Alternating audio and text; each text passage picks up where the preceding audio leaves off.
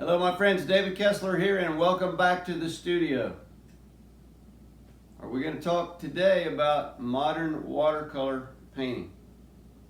Now, are you still painting watercolors and then taking those to the framer and paying $300 to $600 or more to get your paintings framed? No. That impacts your budget, man, and how much you're going to charge for your watercolor paints when they're for sale. I mean, you know, if it's a $200 watercolor and it's got a $600 frame around it, right now it's $800. You got to think about that. When you're selling your work, you have to think about the costs involved with it. Now, I love seeing watercolors, you know, with a nice white mat and a beautiful frame. But my friends, it is the 21st century, and we don't have to paint watercolor on paper anymore, and we don't have to use frames and mats with glass on the frames for watercolor paintings anymore. Right now, that's still a very valid way to do it, and I'm not discouraging you from doing that, nor am I discouraging the work done by framers, who I'm sure the framers that I used to work with just did amazing work for me, and I very much appreciated it. But there are other alternatives for you if you want to look at doing something different rather than just framing and matting your watercolor paintings. Okay? And one of those is simply doing the work on canvas. Right? This is something I started doing recently, watercolor on canvas. And I'm not talking about that watercolor canvas stuff. That stuff's, you know, like using hot press paper. It's not really good for working watercolor on it. This is a standard canvas that I would buy anywhere, and I've put grounds on here. A ground is simply a base that you put on there that has a certain absorbency that you can use for a watercolor. You know, there's watercolor grounds, there's pastel grounds, there's all kinds of things that you can use to put on a canvas surface to use it for watercolor.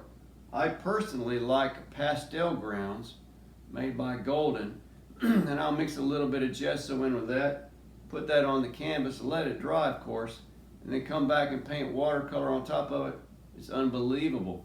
Then you just finish the edges like you do on a regular canvas, and bam! Watercolor on canvas, baby. No frame, no mat, no glass, no mess. It's great. Absolutely great. I still like, though, to do watercolor on paper. I like the feel of the cold press watercolor paper. I think it's amazing. That's what I've used for, you know, almost 30 years now. But, you know, I gave up framing everything probably a year and a half, 2 years ago. I got rid of all my frames just recently. I don't do any framing of anything anymore, whether it's anything on canvas, anything on panels. I don't do panels.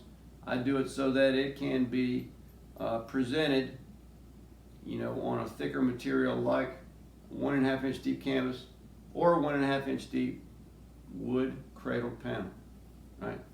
So these watercolors, this is a newer watercolor. These other two, the buildings are, that's kind of what I did some years ago. Actually, back in the day, that was my major watercolor kind of painting. Those represent mostly what I was doing before I got into painting abstract, right? But rather than take those and put those behind glass, see, the glass is used to protect the surface of the watercolor and the watercolor paper from aging, from sunlight, from dust, and all sorts of things. But now there's a lot of things out there that can protect the surface just as well as glass. And one of those is by using a varnish. Now with watercolor, you know, you don't really, I mean, you can use a brush on varnish, but you're probably going to leave some streaks on there, some high points and low points. So I use a spray varnish. Now this is Golden's archival varnish. This is a mineral spirit based varnish. It's wonderful. I do about 4 or 5 coats of the gloss varnish on the painting. Once the painting's done, I'll put that on it. And you have to remember, we're going to talk about gloss varnish and matte. Gloss varnish goes on completely transparent, so you can do multiple layers on there to protect the surface of the painting and have a perfectly clear, transparent finish. Now, a matte varnish is not like that.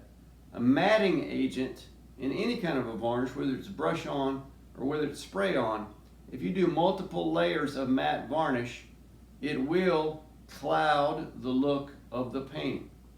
So really all I do is finish coat it with the matte. So I'll do multiple coats of the varnish to develop a wonderful, thick protective coating for the watercolor. And then I'll use the matte varnish just to give it that matte look that we've come to love with watercolor paintings. Okay? And so there's no buildup of matting agents or anything to cloud the surface.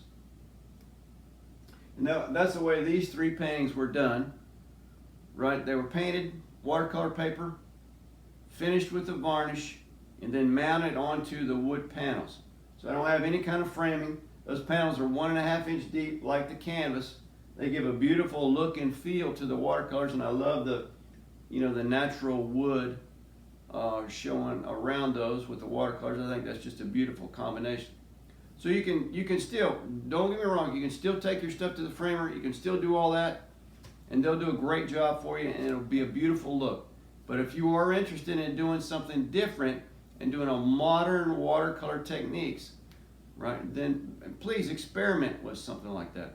I'm going to be doing a class at the studio here in the summer of 2019. So I'll put a link in the description to that workshop, so you can click on that and find out more information about it. And join me here for it, right? It's going to be a kind of a 21st century approach to watercolor painting. I'm going to provide a lot of stuff for you. All you'll need to bring with you is a little bit of watercolor paint and a few brushes, and everything else will be provided for you. We're going to have a fun day here, so hit the link and check that out. And I hope this video was helpful for you. If you like it, share it with your friends. Subscribe to the channel if you haven't done that. And I'll see you on the next video. Thanks.